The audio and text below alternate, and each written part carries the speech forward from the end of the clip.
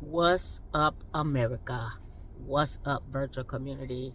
It is Monday, December something before Christmas. What, like 3, 4 days before Christmas? Everybody's freaking out. But y'all, I went to the store, and y'all know I done been to the store when it's been chaos and confusion. Why was it so calm in the store? I was loving it. Got my little things I needed to get, got in and got out. Now I'm heading home. And my baby is home, so y'all know I am happy. And we decorated our tree, had some fun times, been watching some cool movies. Dashing Through the Snow is one of my new favorite Christmas movies with primarily black cast and cast of color. Like, I love it. It's like a lot of people of color in this. And no disrespect or shade, but minimize white folks. And I really liked it. It's upbeat. It talks about how Christmas can traumatize you. And how little kids can have all these expectations. And Santa let them down. And Santa could be all kind of things that lets them down. And then you find hope. You find faith. You find love. And that's what Christmas is about, I was just listening to Luke's version. And if y'all really want the 411, the lowdown, like you want to know how John the Baptist got here and you want to know how Jesus got here, like they break it down. And I remember reading Zachariah and Elizabeth's story, because Elizabeth is like Sarah. She has a kid well into her years, like 80s. Okay, like she had to be like 70s, 80s.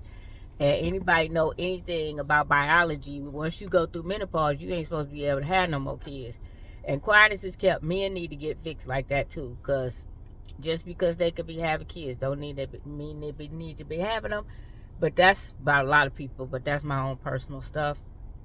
Yeah, I think a lot of people, just because they can have kids, they don't need to have them, because that's a whole nother human being that comes into this world. And if you don't know who you are, or you ain't willing to reflect and change and think about how you represent yourself, you're gonna have a child that is gonna be like that. Because one of the things that I loved about my child and love about my baby, he had to be like, what, 3?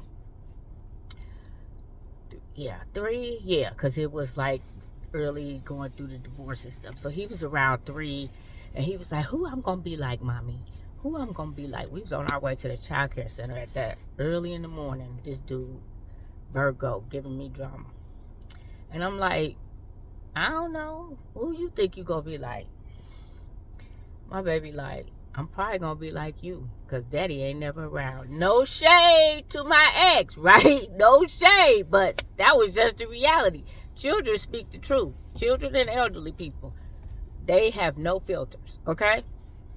So I started laughing, and I said, well, I would hope you would be better than me or your dad.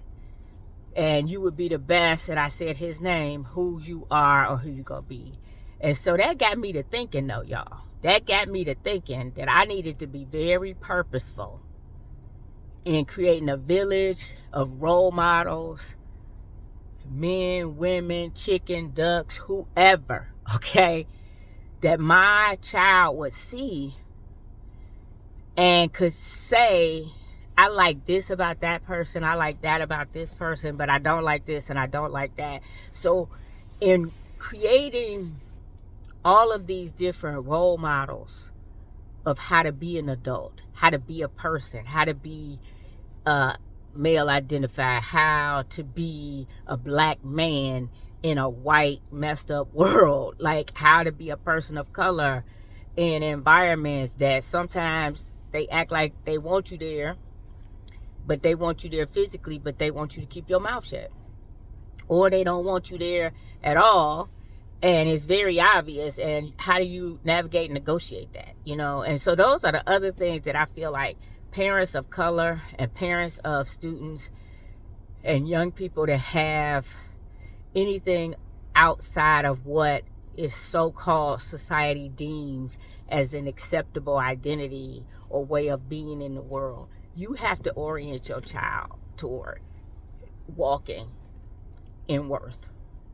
and understanding that they identify them, because God has already said that he don't create no junk. So they were created on purpose to be a masterpiece, and it's how they decide to show up. Don't let nobody else tell you how to show up. And that's one of the things that I do love about my grandma, my mama, and the people that when I was coming up in the 70s and in the 80s, like, black folks was like, be proud of who you are. Be proud. And if you don't like it, it's up to you to fix it. You know, nowadays we can openly talk about going to therapy and having therapy and let that be a part of you fixing some of them garbage messages that some of us don't know how to let that stuff go. Baby, throw the garbage out. Declutter, as they say. Feng shui that mess. You know?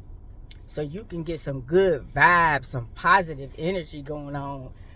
Like, yeah, that's the one thing. Like, my birthday is around the corner, and I get very reflective at the end of each year, period. But because my birthday is there and I'm getting older, and I'm like, what have I done with my life? Like, what is going to be in the dash? Like, have I done something significant enough? Have I pleased God? Have I pleased and done and showed the love that people have shown and given to me?